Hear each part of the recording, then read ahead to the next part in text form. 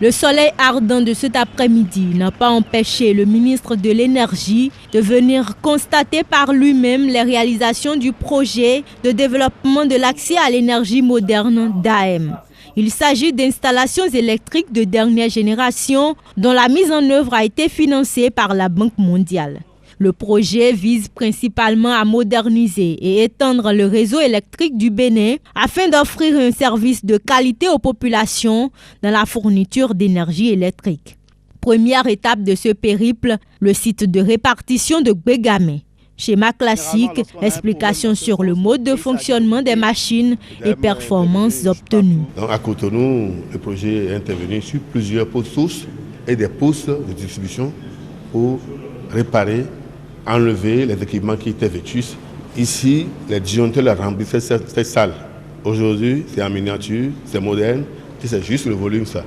Si les impacts sont acceptables, nous sommes toujours prêts, la banque est toujours prête à faire de meilleures propositions au Bénin pour que d'autres installations soient mises en place. L'exercice va se répéter à Vedoko, Sainte-Rita et Ganri.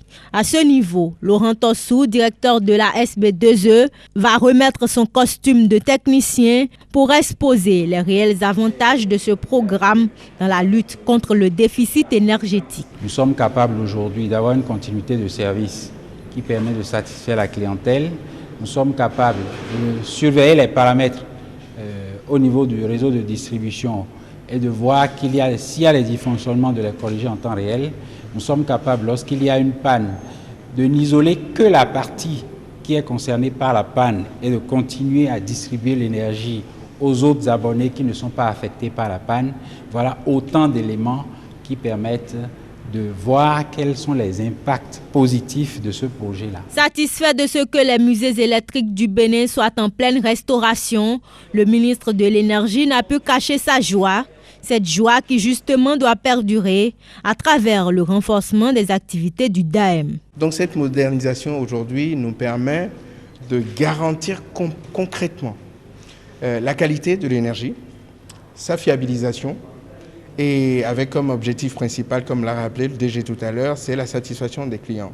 Que ce soit les clients des ménages ou que ce soit des clients industriels. Et que la détermination du gouvernement pour faire en sorte que ce secteur soit amélioré durablement n'est plus à prouver à travers des réalisations de ce type qui ne sont qu'une étape des nombreuses étapes à venir dans cette consolidation, dans cette amélioration continue qui est désormais le credo du gouvernement du nouveau départ.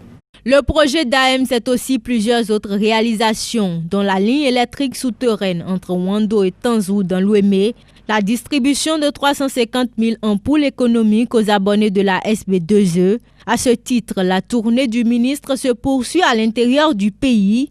Ainsi donc, au soir du 30 juin 2018, date de clôture des activités du DAEM, 400 000 Béninois devraient avoir accès à l'énergie de qualité et en quantité.